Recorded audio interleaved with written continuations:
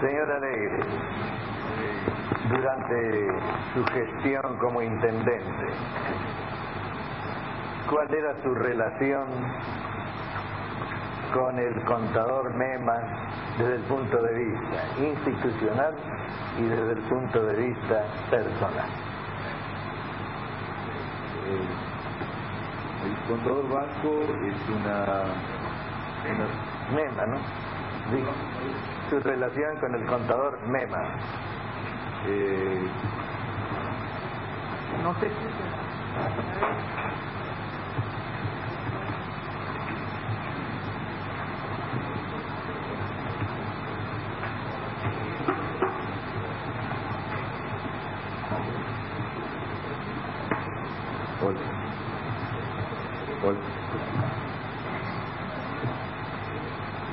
Perdón, doctor, usted me pregunta por el contador Mema. Sí. ¿Cuál era su relación desde el punto de vista personal y desde el punto de vista institucional? Con el contador Mema, concretamente como con el resto de los secretarios y los demás funcionarios directores, pero una relación de trabajo estrictamente atenida a lo institucional, de mucha confianza. El contador Mema, por su función de jefe de gabinete, jefe coordinador, él tenía una continuidad en la fluidez, digamos, del trabajo institucional, que era importante.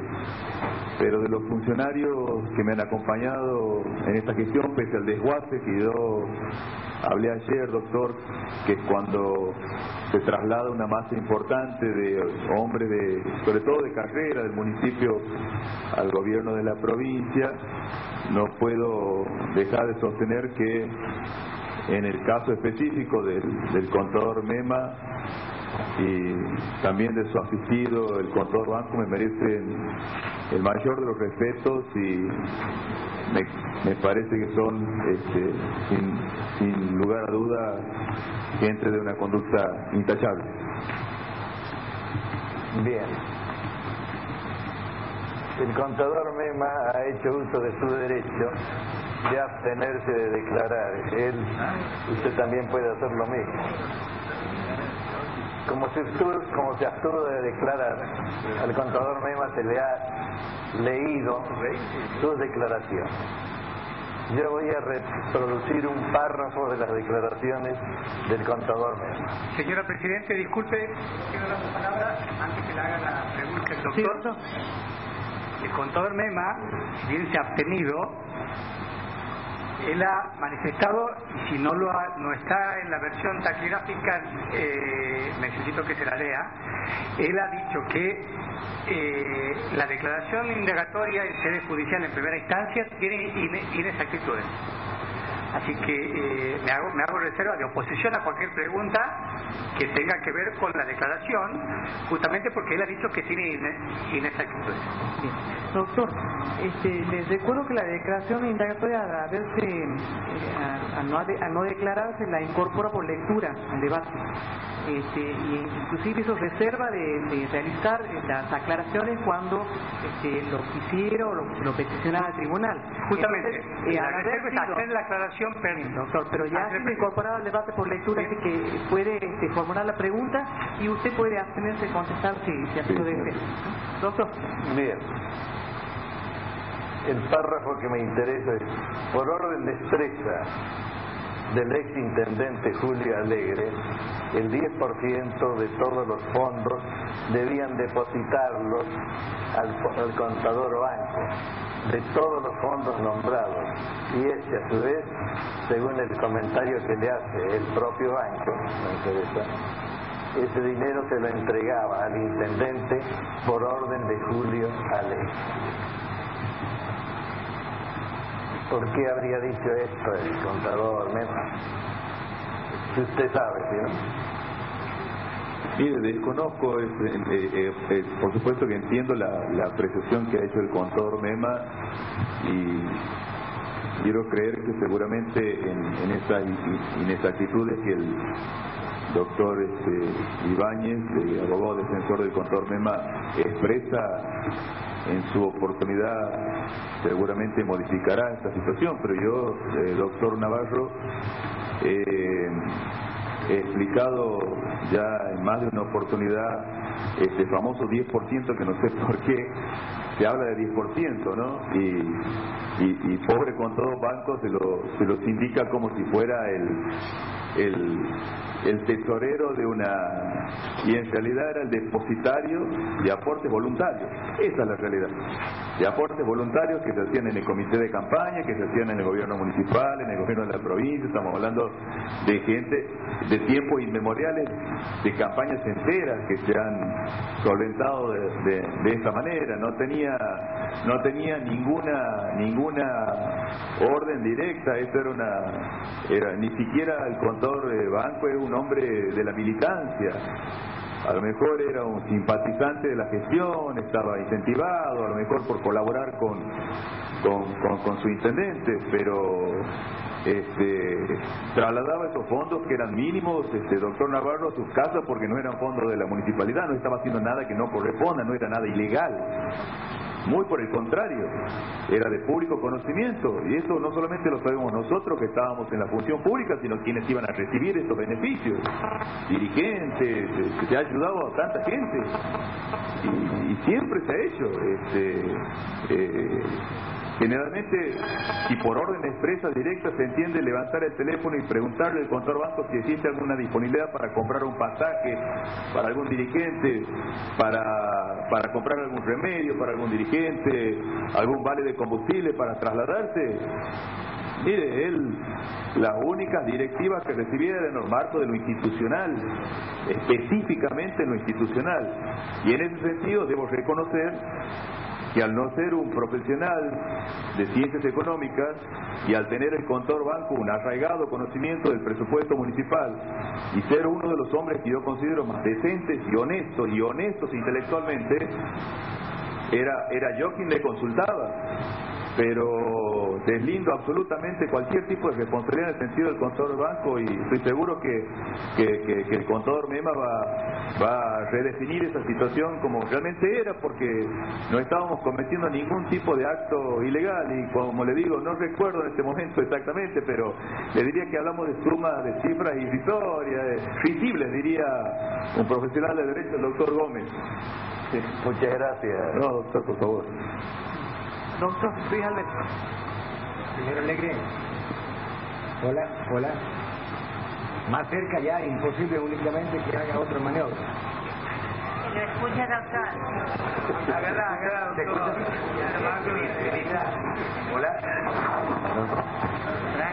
Señor Alegre, ¿usted lo conocía al arquitecto Bustos desde antes de su gestión o lo conoció durante su gestión de intendente en la municipalidad? No, lo conocí durante mi gestión como intendente de la ciudad. La única referencia que tenía en ese momento del contador Bustos, porque en ese desguace que se produce de traslado de funcionarios al gobierno de la provincia, quien antes ejercía, si mal no recuerdo, doctor Luis Albelda, la titularidad de la Secretaría de Obras Públicas es la actual, no sé si presidente o directora de Recursos Hídricos o Vialidad de la provincia. Bien, no, está bien, está la ingeniera claro. Norma Fuentes. ¿Recuerda quién se lo recomendó o por qué fue usted? La ingeniera.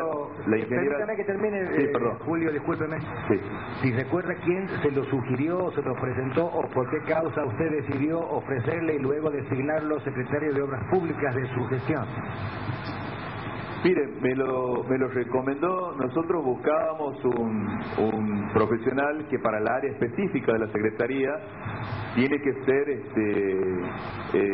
arquitecto o ingeniero, por los conocimientos técnicos básicamente, ¿no?, de lo que ahí se mueve en esa área. En un principio le habíamos propuesto a la arquitecta Mishima, que era y sigue siendo subsecretaria de Planificación de la Municipalidad de la Capital, una mujer con muchísimos años de experiencia, que ya se jubilaba, pero que se quedó en esta gestión para colaborar porque le gustaba mucho. ¿Pero quién le sugirió a Bustos? La ingeniera Lucía López Prieto de Hernández. Gracias. Era concejal de la Ciudad Capital en ese momento, y el único antecedente que conocía de boca de la ingeniera era casualmente que el arquitecto Bustos, si mal no recuerdo, perdón si no es así, había ocupado un cargo importante, creo que había sido presidente del Colegio de Arquitectos. Él pertenecía a los empleados o funcionarios del municipio cuando usted llega a la municipalidad como concejal antes de la... No, doctor. No. El señor Oscar Farías ya pertenecía, dijo usted, a los cuadros de recursos humanos del municipio. Sí, el señor Farías tiene varios años en la municipalidad. ¿Y desde cuándo recuerda conocerlo, señor Julio? Le digo, nos conocimos nosotros en la militancia política y después nos encontramos en la función cuando asumió, no sé si el intendente, es muy posible que él tenga más antigüedad que yo en el municipio, no recuerdo, pero en la época, en la primera intendencia del doctor Zavalía. Cuando lo designan encargado del Fondo Permanente de Obras Públicas, ¿lo designa usted por decreto de área? Se designa con decreto simple, con firma del secretario y rubricado por el intendente. ¿La selección de la persona del señor Farías vino de parte de Bustos o a usted le cupo esa decisión, el señor Alegre? No, le cabe directamente al secretario de Obras Públicas. La parte formal, pero la selección de la persona me refería al incluso la selección de las personas también, doctor. ¿A dónde estaba trabajando Farías en aquel momento? No recuerdo, me ha preguntado creo que alguien más antes, no recuerdo bien, pero la función en el municipio por la carta orgánica municipal, permite no solamente ese grado de confianza, sino que también la confianza del intendente en sus funcionarios de menor jerarquía, el ir acompañado con personas, ya sea que acrediten carrera municipal o que sean idóneas para el cargo que quieren desempeñar. La firma del intendente es al solo efecto de acompañar una decisión tomada en el marco de la Secretaría. Le dijo entonces, eventualmente le habrá dicho Bustos que él lo conocía a Farías y que lo proponía por ser de su confianza o algo así cuando le recomendó la designación. No, doctor, mire, yo sé a dónde usted apunta con sus preguntas. En ningún momento estoy poniendo en tela de juicio actitudes personales o desempeños en el marco de su función, pues no me compete, para eso estamos siendo juzgados en este tribunal. Lo que le quiero decir específicamente es que una propuesta para designación del cargo de director de despacho del señor Farías por parte del arquitecto Marcelo Bustos, que yo rubriqué con un decreto simple, como he rubricado no solamente el director de despacho de su área, sino de todas las otras áreas de la Secretaría, porque es lo que corresponde por carta orgánica. Lo entiendo. ¿Bustos le recomendó a Farías concretamente por ser alguien de su confianza para que sea director de despacho o lo que sea en la Secretaría de Obras Públicas? Bustos pidió por el señor Farías como director de despacho, calculo yo que en el marco de la confianza personal que le puede haber tenido. Bien. ¿Usted instruyó a sus secretarios del municipio en aquel momento para que pidieran estos aportes voluntarios que usted hace referencia dentro de cada una de las competencias de ellos? Aportes voluntarios políticos me estoy refiriendo para que quede claro, señor Alegre, ¿no? Sí, nosotros lo que teníamos, doctor, eran reuniones de gabinete todos los lunes a la mañana donde se trataban específicamente las cuestiones institucionales. Pero no escapa que la municipalidad no solamente es un organismo institucional en el marco del trabajo de la gente y para la gente, sino que aparte integramos un sector político, y no era ajeno que hemos participado no solamente en campañas de carácter municipal, sino también provinciales y nacionales. Entonces los momentos preelectorales, como ha ocurrido siempre, no solamente en esta gestión, sino siempre desde que tengo uso de razón, y si alguien que ha trajinado a la ciudad capital y conoce perfectamente este trabajo soy yo, les puedo asegurar que siempre se comentaba, se hablaba y se iban pergeñando los trabajos políticos en ese sentido. Había algunos funcionarios que cumplían la doble responsabilidad, por así decirlo, en el marco de lo institucional, pero aparte también tenían asignado un trabajo político, y esto ocurre siempre, en la provincia es exactamente igual. Funcionarios de distintas áreas son responsables de circuitos electorales, por ejemplo. En el caso específico nuestro, la responsabilidad era todo el ejido de la ciudad capital, que son exactamente 12 circuitos electorales. Y como decimos siempre en política, los que no son políticos aprenden a hacerlo en el marco de una campaña electoral. Los que tenemos un poco más de experiencia, seguramente aportamos ese trabajo que es mancomunado, es decir, siempre está orientado por un comité de campaña. Pero más allá de eso, los recursos son siempre necesarios en todo tipo de campaña electoral. Y necesitábamos contar con ese tipo de recursos. Usted sabe que para una campaña hace falta combustible, hace falta medio de movilidad y hace falta un montón de cosas. Bueno, todo eso se consigue casualmente hablando con la gente que está por relación, por cotidianidad, porque la conocen, porque son adeptos al proyecto político de gobierno. Señor Alegre, disculpe que lo interrumpa, todo eso está claro, pero la pregunta concreta es si usted pedía a sus secretarios de gobierno que obtuvieran o sugirieran a los empresarios o a quien fuera las donaciones voluntarias para la campaña política. Doctor, le pedíamos a los funcionarios que por favor hablaran con la gente y pidieran cualquier tipo de colaboración. Si usted me pregunta eso específicamente, le digo que sí. ¿Recuerda habérselo pedido en particular al arquitecto Bustos para que consiga estos aportes políticos? No pedía a nadie en particular, doctor. Todo lo que hacía lo hacía en reuniones de gabinete. Gracias. Bien. ¿No hay más preguntas? La de Iseta no va a formular.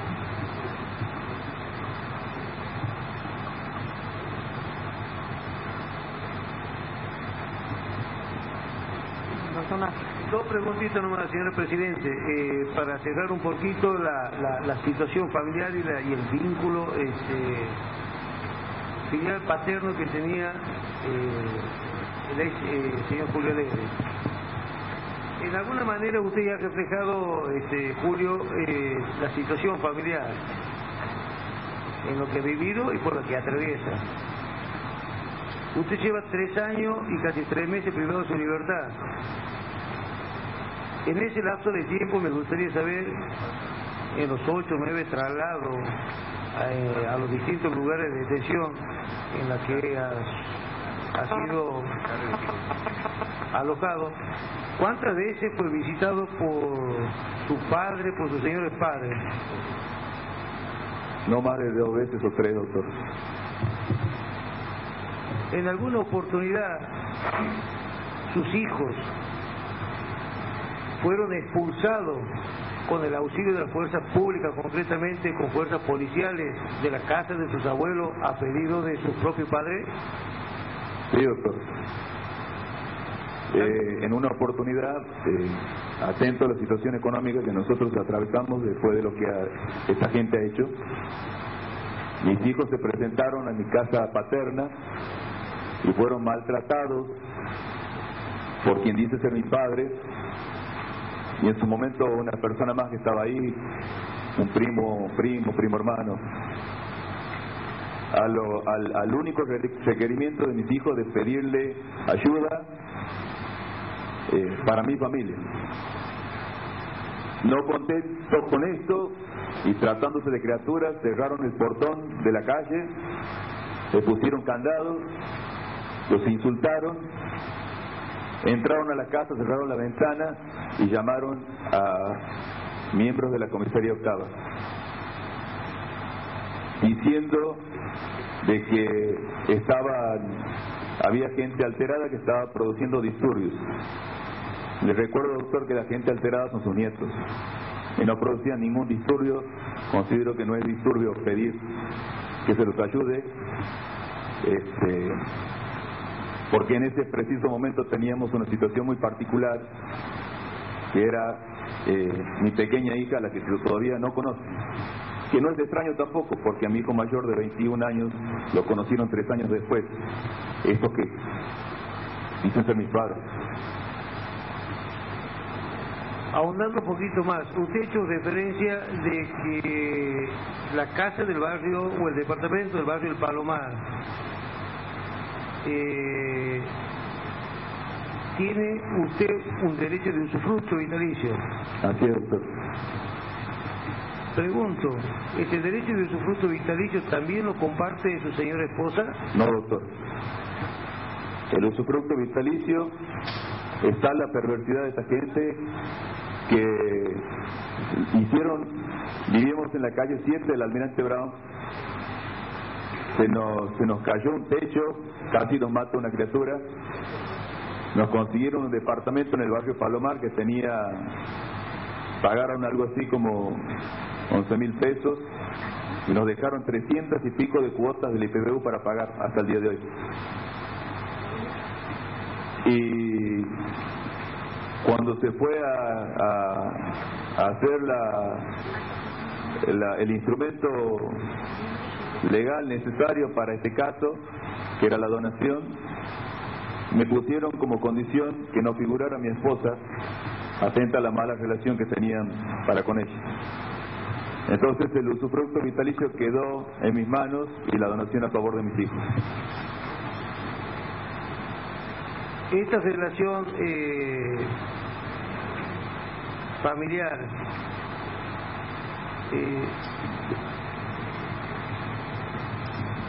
usted observa en sus otros dos hermanos, tiene dos hermanos, Diego y el señor Gustavo, la relación por la que usted describe, ¿también la viven ellos o es distinto el trato? No, totalmente distinto, doctor. Quien dice ser mi hermano Diego vive en Córdoba hace 15 años tratando de recibirse. En los últimos años habría que preguntarle, seguramente va a ser motivo de consulta de los grandes economistas para ver cómo con un sueldo de jubilado de 700 pesos y una jubilación de 4.000 hacen para mantener la cantidad de propiedades que tienen y un modo y un estilo de vida que incluye salida de los fines de semana, shopping y todo lo demás, ¿no? Pero el trato siempre ha sido absolutamente discrecional para conmigo, hasta el punto de como le digo, en su momento haberme excluido de la casa por haber tomado la decisión de en este momento juntarme con quien ha sido mi esposa en los últimos 22 años. En realidad, yo viví y considero a mi madre fallecida hace 12 años, que es mi abuela, y a mi padre fallecido hace unos años más, que es mi abuelo. Por eso me da vergüenza ajena escuchar ahora que incorporan el apellido Alegre Vega, pero no tengo ninguna duda que seguramente estarán detrás de quedarse con los bienes que han sido de mis abuelos también, porque siempre han tenido esa actitud de hacerse quedar lo que no les corresponde. Sí, gracias, señor presidente. Señor Alegre, usted recién hizo referencia a ingresos. ¿Nos podría especificar cuáles son los ingresos con los cuales cuenta su padre y a qué actividad se dedicó y de dónde provienen los ingresos? Sí, doctor Ruiz.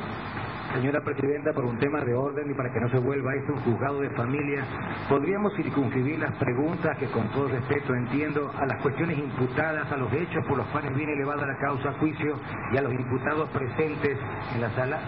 Señor Presidente, pido la palabra. Primero, tengo muy en claro que estamos ventilando un proceso penal. Segundo, soy muy respetuoso de la declaración del imputado que está haciendo uso del derecho de defensa. Tercero, sé que esto no es un juzgado de familia. Cuarto, está incorporada como prueba por parte de esta defensa la causa del enriquecimiento ilícito. Creo que es absolutamente pertinente, puesto que estamos haciendo alusión a asociación ilícita, peculado, cohecho pasivo, negociaciones incompatibles y defraudaciones. Ahora, si a alguien le molesta molesta que aparezca dinero sobre mal habido de defraudaciones y se siente incómodo, no es problema mío. Lo que sí tengo muy en claro que esto no es un juego de familia y las preguntas, creo, en ejercicio del derecho de defensa son absolutamente pertinentes. Sí, pregúntelo más, doctor. Gracias, señora Presidenta. Señor Julio Alegre, ¿cuáles son y productos de qué los ingresos de su padre? Él es jubilado, él es jubilado, doctor, de la Dirección de Renta de la provincia. No conozco el monto real de su jubilación, pero siempre que se ha dirigido a mí, en las pocas veces que lo he visto en los últimos años, ha sido no superior a los 700 pesos, por lo menos lo que me ha manifestado permanentemente. ¿Usted nos podría decir acerca de los ingresos que tendría o tiene su madre y producto de qué? Ella tiene una jubilación de privilegio que no sé si la habrán modificado con en estos últimos años, pero un ingreso, según manifestación propia, que no superaba los 4.000 pesos por mes. Muy bien. Usted nos hizo alusión a un hermano que estaría viviendo en la provincia de Córdoba. ¿Me podría decir cuál es la actividad laboral que desempeña su hermano y si conoce cuál sería la remuneración que percibe por ese trabajo? Él se trasladó hace más de 15 años a estudiar en un departamento primero pequeño, que después yo ayudé a comprar uno más grande,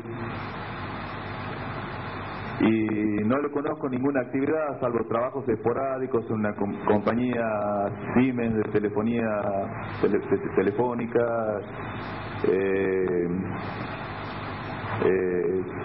algún otro que otro trabajo, pero a los efectos nada más, doctor, de justificar lo que realmente tienen guardado encima. Muy mínimo y que no se condice con ninguna realidad, si usted ve la forma en la que viven, ¿no? Sí, gracias. Finalmente, usted hizo alusión a un modo de vida y algunas propiedades o algunos inmuebles que estarían en cabeza de sus progenitores. ¿Podría usted indicarnos cuáles son esos inmuebles en los cuales figuraría como titular registrar sus progenitores? Mire, ellos tienen una serie de propiedades que les son propias, digamos, compradas como matrimonio, que ya no sé si existirán porque usted entenderá, doctor, he estado ajeno a la vida familiar en los últimos, no sé, 30 años, 20 y pico de años. No sé en qué estado estarán en este momento, pero le vuelvo a reiterar, cuando se instruía la causa, no recuerdo si de enriquecimiento ilícito, me fue preguntado por el juez de instrucción: los departamentos sexto B y sexto D de Torres Catalinas le pertenecen a Julio Nechip Alegre. Los edificios de Sarauz intentaron enmendar en mi contra con una declaración pactada, programada y pagada por la familia Alegre Vega, le pertenecen a Julio Nechip Alegre y a Gustavo Alegre Vega. De hecho, las facturas salen a nombre de él. Y el departamento de calle Salta y Gorriti, que ha sido incorporado en en estos anónimos que han aparecido, también le pertenecen.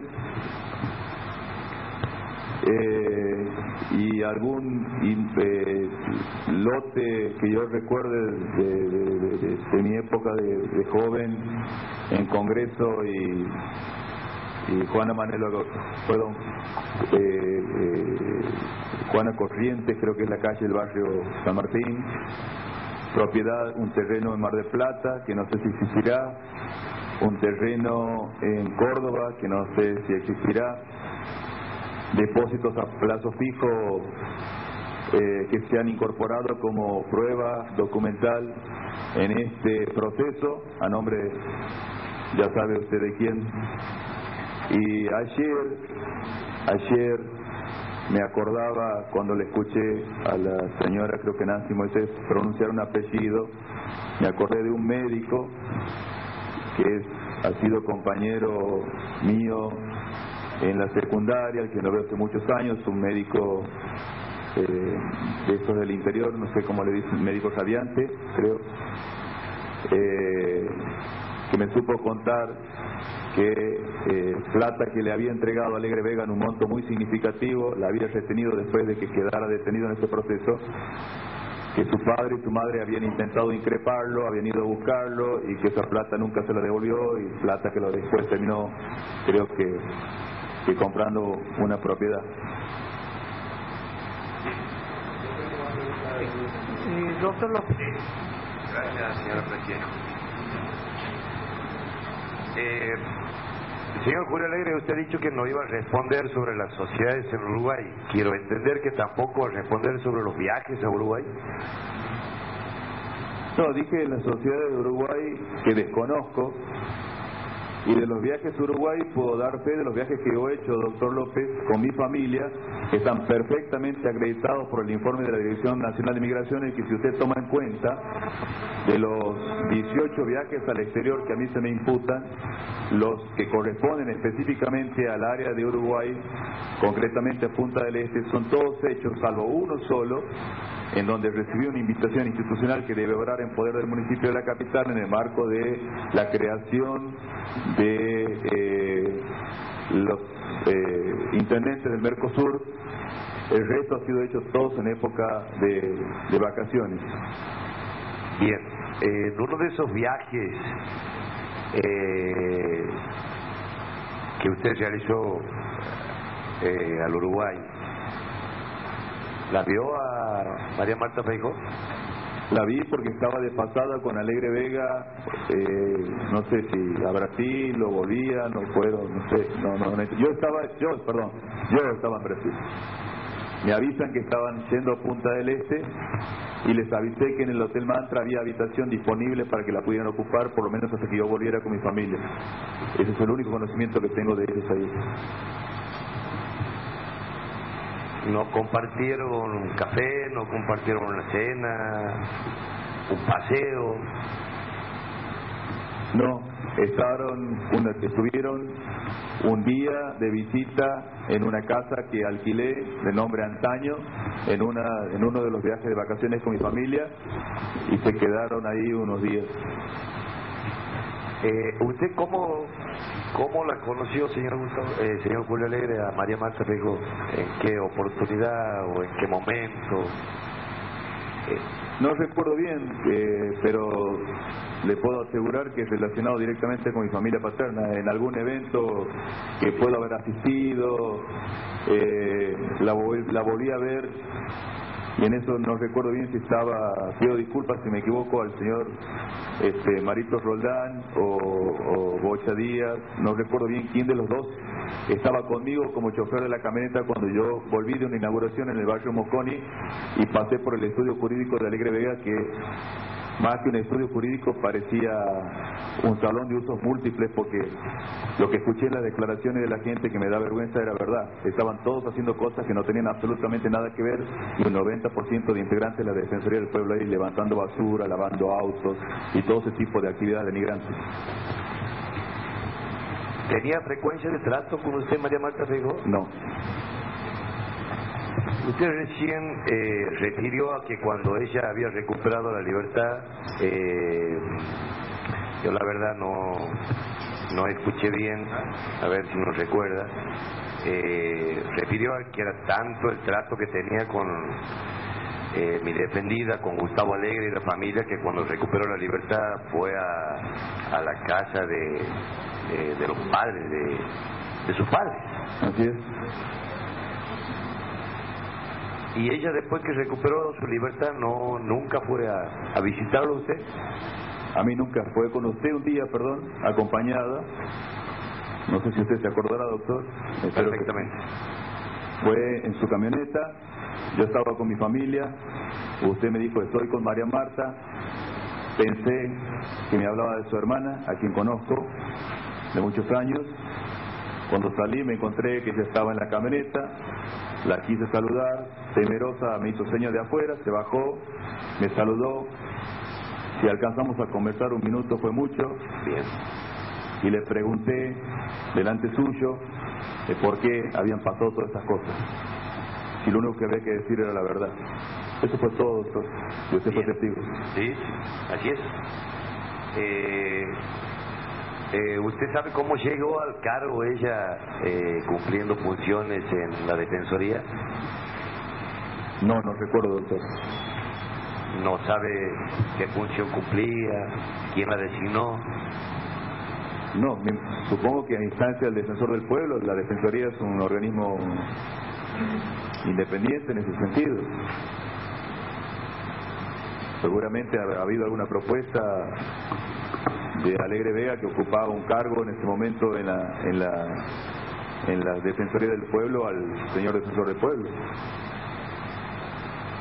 Bien. En ninguna oportunidad ¿compartió usted alguna reunión social con ella? ¿Estuvieron en alguna reunión política o social? Política es muy difícil porque ¿Familiar? no tenía, que yo recuerde, ninguna actividad de tipo política, que yo recuerde específicamente. Por ahí colaborar con alguien, no sé, a mí personalmente no me consta.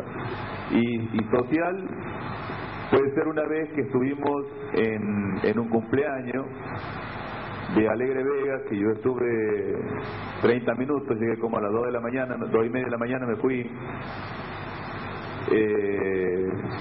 En la finca, si mal no recuerdo, del doctor Conrado Alcorta, frente al Sindicato de Empleados de Comercio. ¿Usted sabía que ella trabajaba en el estudio de su hermano? No. No tengo más preguntas, señor presidente. Señora fiscal. Señora Alegre, ¿usted lo conocía o lo conoce a Mario Santillán? Doctora, sé que es hijo de un tío fallecido mío que tiene el mismo nombre. No lo conozco a él personalmente. Ajá. O sea, serían parientes. Si es el Mario Santillán que yo digo, doctora, sí, creo que vive en el barrio Primera junto. ¿Sabe usted si dónde trabajaba, esas cosas? No, desconozco, no tengo contacto con la familia. La mamá de él me fue a ver un día en la municipalidad. Perdón. Sí, siga. Perdón. La mamá de él me fue a ver un día en la municipalidad, que es una tía, pidiéndome trabajo. Su esposo, ellos eran dueños de una casa de comercio, de venta de uniformes, Teacher. Teacher, mi tío murió de un infarto de miocardio, quedaron en una muy mala situación. Ella tiene otra hija, Roxana, que no sé realmente a qué se dedica. Me planteó eso y como no tenía posibilidad de dar ningún trabajo en el municipio, le ofrecí que me acompañara en este caso a mi esposa en el trabajo del negocio de venta de ropa de Taiwán. ¿Ahí trabajaba en Taiwán? Sí, estuvo un tiempo, muy poquito, quizás un mes y pico. Era una señora ya grande que tenía problemas con eso. Perdón, su tía era la que trabajaba en Taiwán. No, mi tía, no, doctora, desconozco, no, después me enteré por las declaraciones aquí que supuestamente trabajaba en la Defensoría del Pueblo. ¿Y Mariano Martínez lo conoce? ¿Lo ubica? Conozco de vista, un día me lo presentaron, pero si usted hoy me lo pone al frente, no lo recuerdo. Sé que es empleado o trabajaba en la Defensoría del Pueblo. Doctor Fíjate. Señor Alegre, cuando usted vuelve de la beca de Estados Unidos, ¿nos recuerda como que en su casa sentía alguna resistencia o rechazo por usted porque lo veían cambiado? ¿Sabe qué pasa? No entiendo, doctor, si usted me especifica ¿Cómo no? Sí, doctor, usted dijo cuando que volvió de Estados Unidos, lo veían como que lo rechazaban o que no lo entendían porque lo veían. No, yo no dije eso, ¿no? Eso es declaración de su defendido, doctor. No, mi defendido no declaró todavía. ¿Sí? Usted dijo, bueno, le está en su declaración negatoria. La reformulo. Sí. A partir del retorno de su beca en Estados Unidos, ¿su relación familiar cambió con sus padres y sus hermanos? No, siempre fue muy distante, doctor. Siempre que he tenido algo en mi vida me lo he ganado por derecho propio, sacrificándome. Cuando era estudiante, nunca conocí lo que era una maestra particular, me preparaba y estudiaba solo. Gracias a Dios pude ser un buen alumno. Estuve entre los 32 mejores promedios, gané una beca entre 1.600 personas en toda la República Argentina, salí segundo en American Film Service, y el único cambio que sí tuve un cambio, es verdad, reconozco ahora, es haber venido con la lengua un poco trabada porque dominaba muy bien el inglés, al que había estudiado en Africana me costaba un poco expresarme, pero no lo suficiente como para poder percibir o no el amor de los padres, ¿no? Bien, la relación familiar en adelante, luego con su carrera política y demás, ¿se mantuvo distante, se mantuvo con problemas, o cómo la describiría usted, con sus padres y su hermano, por lo menos? Fue distante y sin ningún tipo de colaboración hasta que yo asumí por primera vez como concejal de la capital. A partir de ahí hubo un acercamiento, es como que hubo un pre y un post hijo, en este caso, ¿no? Fui más hijo cuando asumí la función pública, cuando pude colaborar, cuando pude ayudar, cuando pude dar una mano, cuando se peleaban para estar en el palco junto al intendente de la capital, cuando hablaban en nombre del intendente de la capital, cuando era buen hijo. Es una cosa muy rara porque pasé de ser el hijo intendente de la ciudad capital a después, no sé, responsable de todo, ¿no? De absolutamente todo, de todo lo que pasó, de todo lo negativo que pasó. ¿Su relación con su hermano Gustavo se mantuvo también distante, o luego de la función pública suya hubo algún otro vínculo que los acercó? ¿Cómo la podría describir?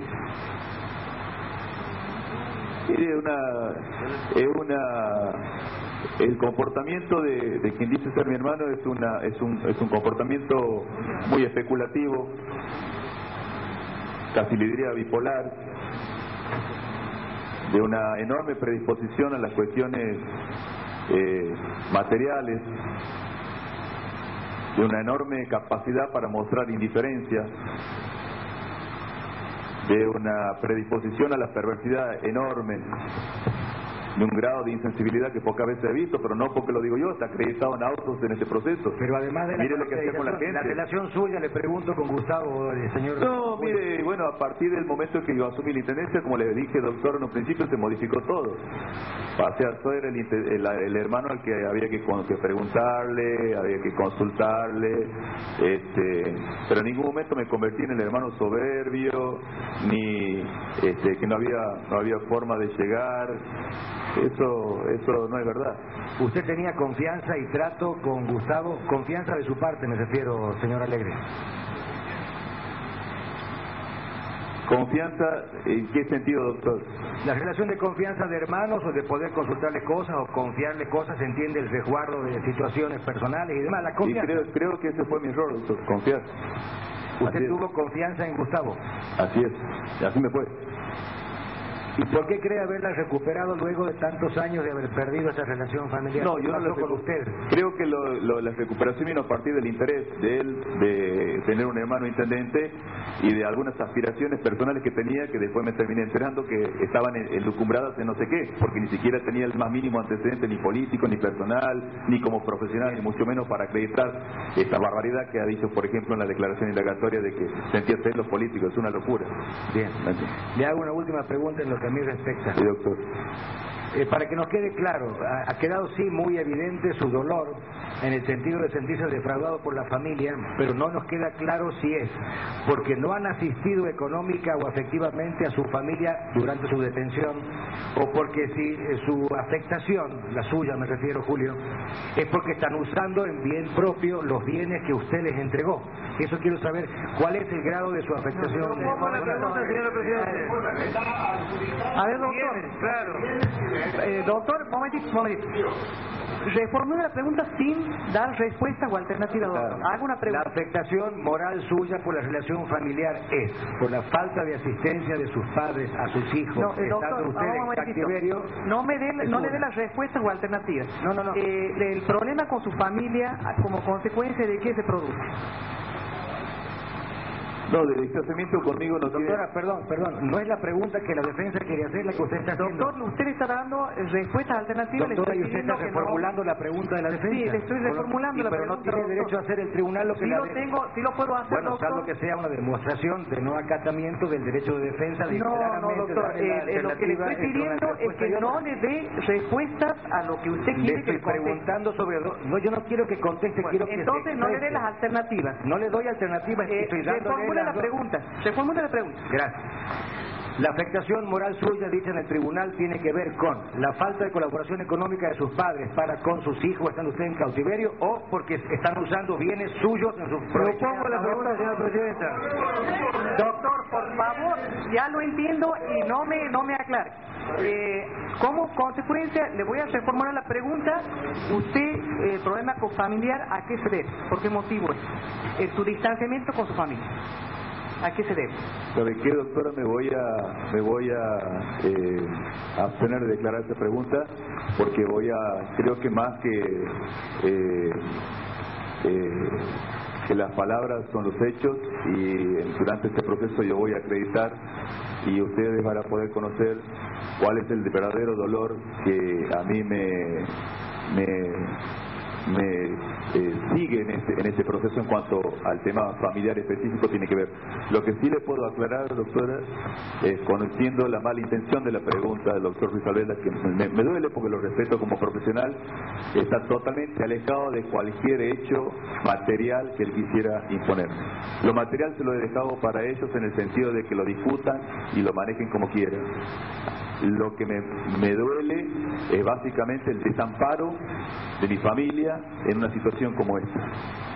Normal hubiese ocurrido, fíjese usted, ni siquiera se da en el reino animal, porque si usted ve hasta los perros, una perra no abandona nunca un cachorro, sea negro, blanco, azul, verde o amarillo. La Biblia ya lo preveía, Dios era muy sabio, y cuando tu padre y tu madre te abandonaran, yo estaré junto a ti. No puedo entender cómo pasé en la misma situación que de la municipalidad, de ser un hijo al que se vanagloriaban de tener como intendente la mesa de café, a ser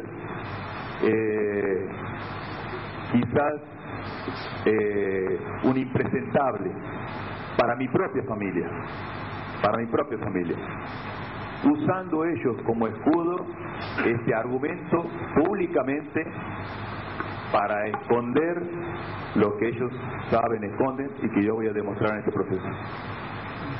Doctor Ruiz. Ante la alusión a una mala intención que desconozco y pido que se le haga saber a las personas que declaren de que no tienen por qué formularse algo que puedan probar, quisiera que se deje constancia de mi rechazo por ese término, señora presidenta.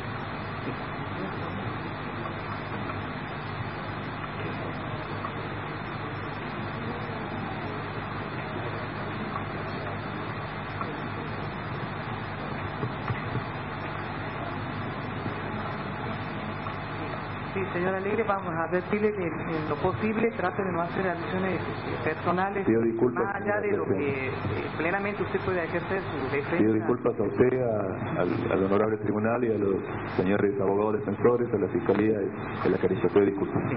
Gracias, nada más. Doctor López. Sí. Señora Alegre, usted dijo recién que fue una sola vez que la vio a María Marta Feijó en Uruguay. Sí, le comenté en oportunidad de que estuvo de viaje, me imagino que de vacaciones. Bien. Y dijo que la vio con su hermano, con Gustavo Alegre, ¿es así? Así es. Bien. ¿Con quién más estaba acompañada en ese momento María Marta Feijó? No, los vi ellos dos solos. No sé si habrán ido con alguien más. En mi casa estaban los dos solos. ¿Al señor Díaz no lo vio? No, señor Díaz no lo vi. ¿Hicieron alguna gestión con María Marta Feijó, usted personalmente con ella? No, yo ninguna, pero Gustavo Alegre Vega sí, y se la voy a acreditar. ¿La va a acreditar? Sí, doctor. ¿No la quiere contestar ahora qué gestión hicieron? No, la voy a acreditar. Mejor los hechos que las palabras. Esa vez que usted la ve a María Marta Feijó, ¿usted había ido acompañado con alguna otra persona? Si yo estaba acompañado con otra persona. Sí. Estaba mi familia completa, doctor. Familia. Siempre. Mi familia está siempre conmigo. Señora, sus hijos. Así es. Bien. No tengo más preguntas. Gracias, señor presidente. Oiga, doctora, sí. Usted ha referido que usted ha tenido confianza en su hermano Gustavo y así le fue. ¿A qué se refiere específicamente? A distintos actos, doctora. Tanto, sobre todo lo que hacen a la vida particular. Usted sabe que yo soy una persona esencialmente política, lo mío pasa por otro lado, una formación totalmente distinta, entonces teniendo un hermano que era abogado y escribano, es decir, le confié actos propios míos, de cosas mías, particulares, para que las viera. En algunos casos, lo que pasa es que jamás me imaginé que lo iba a usar en beneficio propio en este sentido, ¿no? Y que iba a usar incluso la figura del intendente de la capital para imponerse en distintas reparticiones, que hicieran expedientes, armar empresas y todo lo demás, era una locura.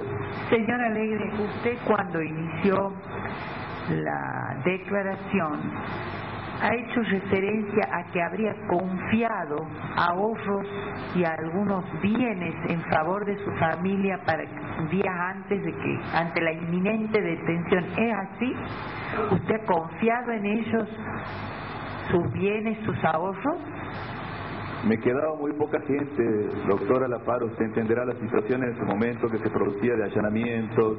Está bien. Era impresionante la cantidad de gente en fuga, sí, ¿no? No, está bien, y está bien. Pensé que el mejor resguardo, y creo que lo hubiese pensado cualquier ser humano común y corriente, era mi propio padre. Está bien, está bien. Jamás imaginé que... No está contestada la pregunta. Perdón. No hay más preguntas. Yo quiero que me aclare unas preguntas, señor Alegre, para que me aclare el circuito administrativo. ¿Cuántas secretarías dependían de la intendencia? La intendencia tenía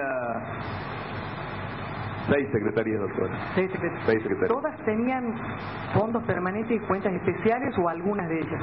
No. La gran mayoría sí tenían fondos permanentes, sí. ¿Y cuentas especiales? No, las cuentas especiales eran muy pocas en la municipalidad, no recuerdo bien, 3 o 4, pero lo que quiero aclarar de las cuentas especiales que son con fines específicos y son homologadas por el Consejo Deliberante de la ciudad, ¿no? Las rendiciones de cuentas de los fondos y de las cuentas especiales, ¿las hacía cada secretario? ¿Las hacía quién? Claro, por supuesto, cada secretario le elevaba el informe a la contaduría, que a su vez era enviado al Tribunal de Cuentas. O sea, el circuito era contaduría y de allí el Tribunal de Cuentas. Exactamente. ¿Y a usted volvían, usted tomaba conocimiento de esas rendiciones? No, doctora, no pasaba absolutamente nada de eso por mí. Era un circuito administrativo entre la Secretaría. En el caso de los fondos permanentes se utilizaba, creo que era el 60% que describió el contador banco. Eso iba acompañado con los respectivos expedientes, las facturas correspondientes, pasaba a la contaduría, hacía un informe previo al Tribunal de Cuentas. El Tribunal de Cuentas daba el consentimiento de que el trámite estaba como correspondía, se asignaba una partida, ¿no? Una vez que aprobaba, volvía a otorgarse fondos. Exactamente. Casi una cuestión automática. ¿No hay más preguntas entonces? Bueno, la última pregunta, para completar lo que usted acaba de preguntar. En relación a ese circuito administrativo interno que tiene el municipio, ello obedecía a una disposición, le pregunto, señor Alegre, obedecía a una decisión del Departamento Ejecutivo o contrariamente obra, por así establecerlo, la Carta Orgánica Municipal? Perdón, ¿esa es la pregunta? Sí, esa es la pregunta. No, está establecido por la Carta Orgánica Municipal, es muy clara. No es un circuito armado por decreto acuerdo del intendente, ni mucho menos.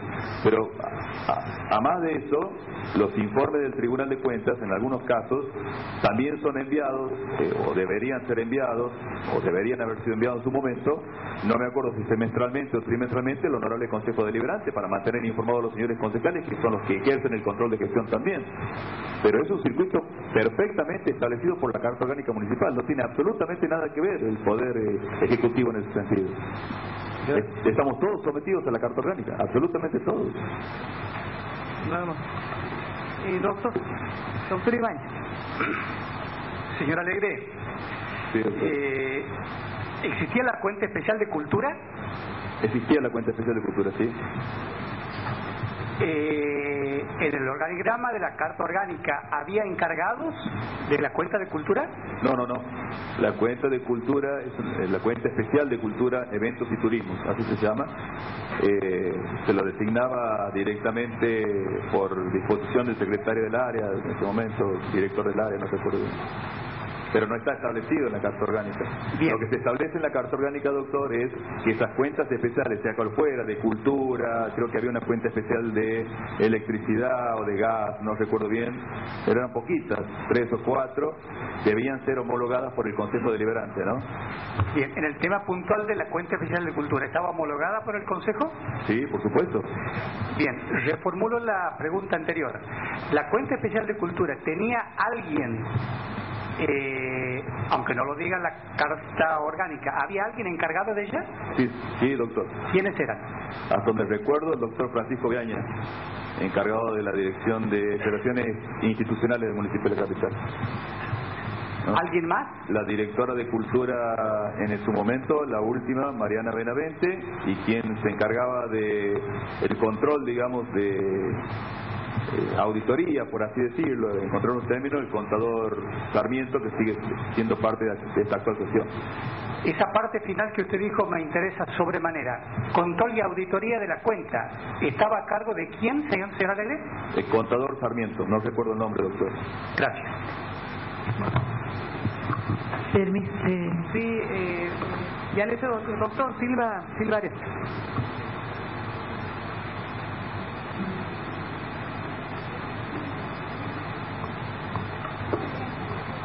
A ver. Hola. Acérquese bien al micrófono. Señor Alegre, Silvaria le habla. Sí, doctor. Señor Alegre, yo estoy en este juicio porque se me acusa de ocultar bienes de su propiedad. La pregunta concreta que le voy a formular es la siguiente. ¿Usted en algún momento me dio dinero para adquirir una propiedad en Sor Mercedes Guerra con el mandato de ocultar el dinero que usted estaba percibiendo de negocios doctor, en el municipio? Doctor, vamos a reformular la pregunta porque está haciendo una autoincriminación. A ver, ¿por qué no reformula o en todo caso... No lo estoy incriminando de nada, estoy diciendo si alguna vez, en algún momento, está incriminando, la respuesta está sugiriendo que estamos hablando de dinero oculto, por eso es que... Bueno, la reformulo, doctor. A ver, por favor.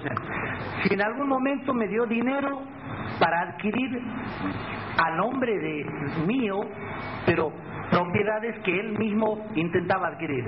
Esa es la pregunta concreta. Sí, doctor, él puede abstenerse de contestar o contestar.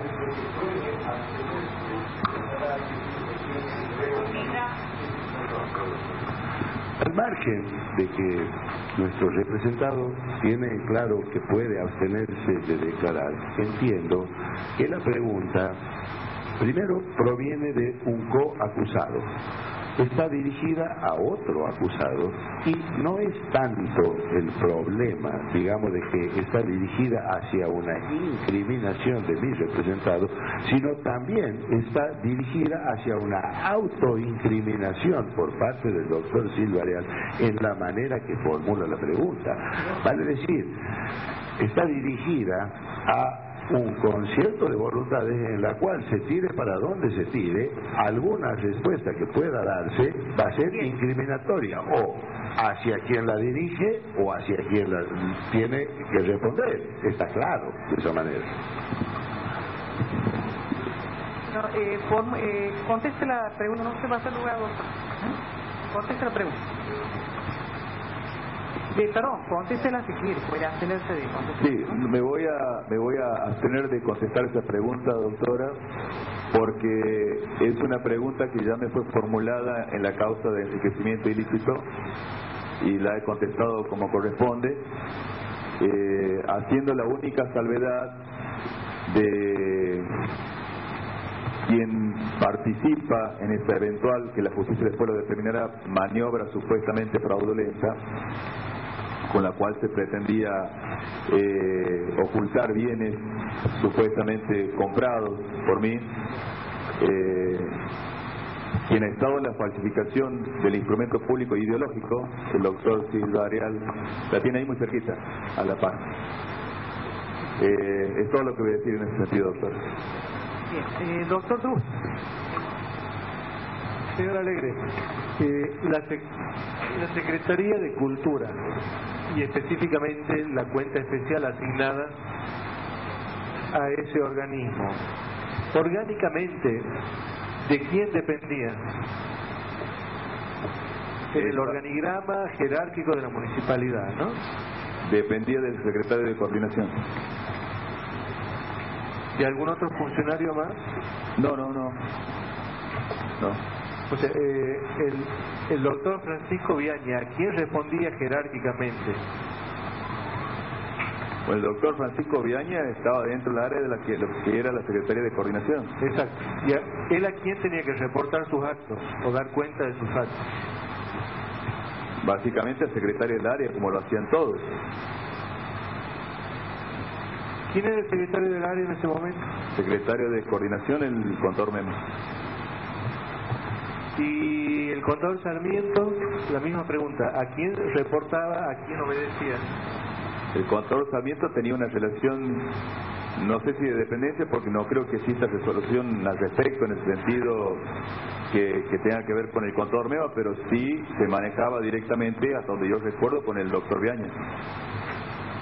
Que aclaro, nunca fue citado en este proceso tampoco, ¿no? Es muy llamativo, doctor Lourdes, porque era seguramente el que más conocía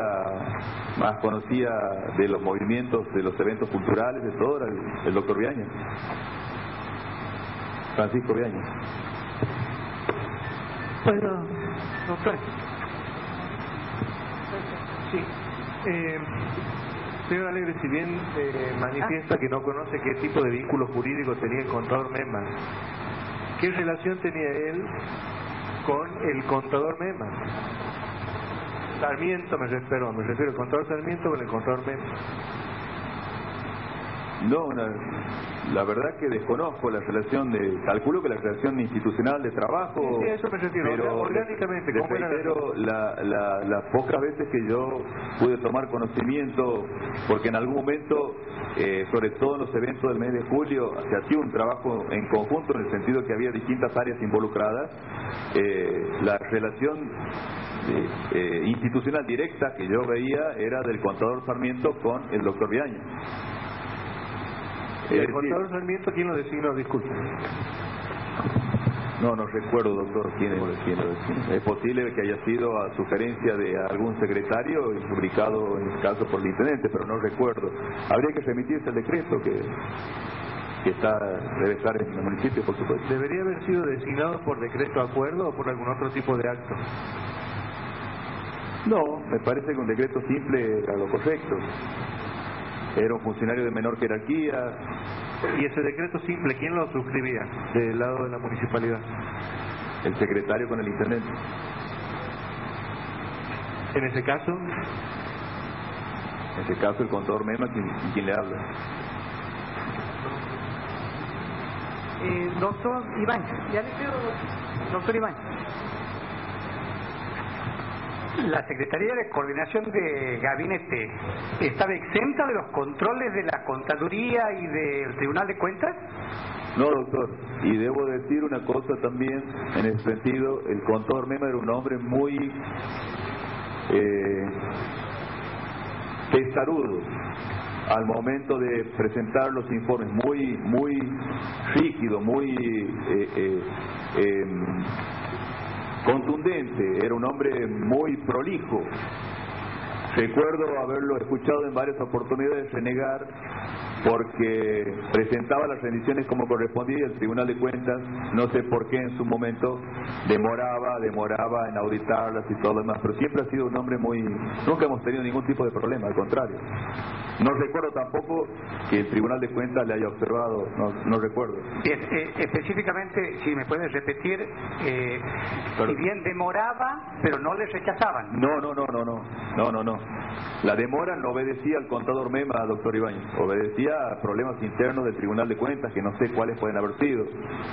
Pero el contador Mema, y en eso por eso le digo que era una persona muy contundente al momento de presentar los informes, no porque lo hacía en tiempo y forma, como correspondía. ¿Contaduría tampoco le observaba o le rechazaba? No. Gracias por hablar. Doctora Gatti. Sí. Señora Alegre, ¿quién autorizaba los gastos de cada cuenta especial? Eran fondos que se asignaban del presupuesto del municipio y como eran cuentas especiales, después también tenían que ser homologados por el Consejo Deliberante. Perdón, ¿quién autorizaba cada gasto? ¿O cada vez que se gastaba iba al Consejo Deliberante para que aprueben el gasto? El Consejo Deliberante iba a una rendición final. Pero ¿quién autorizaba cada gasto? Los responsables de la cuenta. Los responsables de la cuenta. ¿Quién suscribía porque por lo que hemos visto en las carpetas de rendiciones se hacían antes del pago se firmaba el recibí conforme tanto el bien o el servicio prestado. ¿Quién era el que hacía quién firmaba eso? ¿Recuerda usted? No, doctora, no. Soy honesto, no. No sabe tampoco. Usted dice que los responsables de la cuenta autorizaban el gasto o era quienes suscribían los cheques para el gasto ya autorizado. ¿Conoce cómo era el circuito? No, el circuito, seguramente el responsable del área, que es el contador Mema, lo va a explicar con mayor claridad. Yo no quiero aventurar una opinión que pueda significar después un perjuicio para la persona del contador Mema eventualmente, diciendo cosas que desconozco. Son circuitos menores que se hacían a nivel de funcionarios de rangos menores, donde nosotros no teníamos injerencia. Ahora, la partida especial de la cuenta especial de Cultura, Eventos y Turismo salía por decreto acuerdo del intendente de la ciudad, firmado obviamente en acuerdo del secretario, homologado por el Consejo Deliberante, globalmente hablando, es decir, el monto total de la imputación a la cuenta. De ahí cómo se distribuía el mecanismo de contralor y todo lo demás, lo desconozco, eso ya correspondía. Ahora, todo eso forma parte de una rendición general que no recuerdo nunca me haya objetado, a mí por lo menos me haya tomado conocimiento de que ha sido motivo de objeto del Tribunal de Cuentas. La única vez que supe que hubo una objeción fue cuando se inició este proceso y lo vi por Canal 7 al contador Durval Abdala presentar carpetas aquí. Sí, doctor. Señor Alegre, quiero que me aclare si los funcionarios que recibían la documentación eran los mismos que conformaban las facturas y eventualmente emitían la orden de pago. Perdón, doctor. ¿Cómo es la pregunta, doctor? A ver, por favor. Al momento de gestionar un pago, viene el proveedor o acreedor y presenta su factura del servicio o de la mercadería. Hay una persona que recibe esa factura y se inicia la gestión del cobro. Luego pasa siguiendo el circuito de alguien que lo aprueba y finalmente el que firma los cheques para hacer efectivo el pago. Quiero saber si las personas que recibían o autorizaban eran los mismos que suscribían los cheques u órdenes de pago. No, estoy seguro que no, doctor. Estoy seguro que no. Seguramente había un responsable de recibir, digamos, los elementos distinto al responsable de emitir los cheques para pagar esa vez. Doctor Ruiz, a ver. Señor Alegre, lo que usted recuerda del periodo 2009-2008, o a lo mejor un poco antes, si bien no observaciones, ¿ha recibido pedidos de informes o algún pedido de interpelación del Consejo Deliberante vinculado con la forma en que se ejecutaban los fondos de obras públicas o se realizaban las obras? Jamás, doctor. Gracias. Bien. No hay más... Sí, doctor, sí, varias, por favor. Perdón, no me ha quedado claro, señora presidenta, si el señor Alegre no me va a contestar la pregunta que le he formulado o no va a hablar al respecto, o sea, no va a contestar ninguna pregunta respecto de ese tema en particular, o sea, de esa propiedad. Si yo puedo formular otras preguntas o si de eso no me va a contestar ninguna pregunta. Le voy a tener, doctor. Perfecto, muchas gracias. Sí, una última Sí, a ver, sí, vamos. Sí, doctor. Me ha hecho acordar el doctor Silva Arial, que está aquí presente. Señor Alegre, ¿usted lo conocía, Silva Arial, al margen de esa propiedad que se ha comprado y en el que él aparentemente aparece como intermediario y después a causa de eso está aquí? Y sabe si tenía, le pregunto si lo conocía aparte de esa operación. No, doctor. No. ¿Sabe si el señor Silva Arial tenía relación o se conocían con Gustavo Alegre Vega? Sí, doctor. ¿Qué tipo de relación? Desconozco, pero no solamente era conocido de él, sino de Cecilia Vital. Ajá. No tengo más preguntas. Bien. Doctor Iván. Señor Alegre, en el tema específico de cultura, Sí, doctor. usted cuando llegó a la función, cuando llega, disculpe, el contador Mema a la función, ¿usted tiene conocimiento si divide las contrataciones por un lado y los pagos por otro?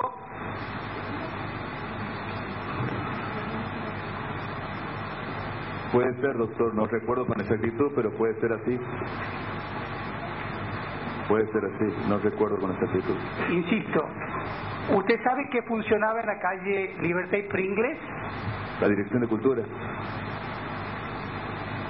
¿Y el doctor Viaña dónde tenía lugares para sus funciones? Tenía una oficina asignada en la Casa Central, cerca del despacho de la doctora Mabel Romero de Casaday, pero una cuestión de espacio, me acuerdo. Gracias. Sí, doctor, yo le voy a hacer una pregunta de cultura. Las rendiciones de cuenta que hacía la Secretaría de Cultura, ¿las suscribía?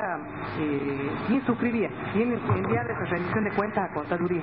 No existía una Secretaría de Cultura, doctora, era la Secretaría de Coordinación La Secretaría de Coordinación era la encargada de enviar la rendición de cuentas a la Contaduría General y después al Tribunal de Cuentas. ¿Quién suscribía esas rendiciones de cuentas? El secretario del área.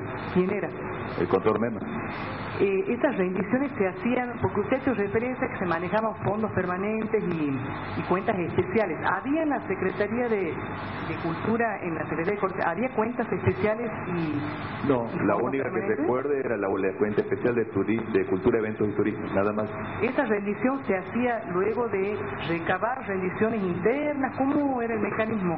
No, los fondos permanentes son una cosa, son fondos asignados a la Secretaría para usos específicos del área, y la cuenta especial es una cuenta especial, específica, para, en este caso, la programación de eventos culturales, como pueden ser los festejos de la ciudad, algún diagrama de trabajo en los barrios, todo lo que sea relacionado con la actividad cultural, la contratación de grupos musicales, la del Día del Niño, ese tipo de cosas.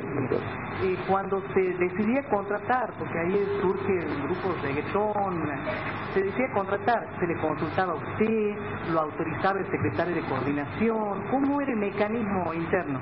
No, las contrataciones no pasaban absolutamente por la municipalidad, por la intendencia, no tiene nada que ver. Lo que se discutía era, a mí me causa gracia porque lo que se discutía era qué conjunto traíamos que sea motivador, que le gustara a la gente. Usted no se olvide que nosotros ofrecimos, hasta el día de hoy, los mejores espectáculos públicos gratuitos para la gente que no hubiese tenido posibilidad de verlos.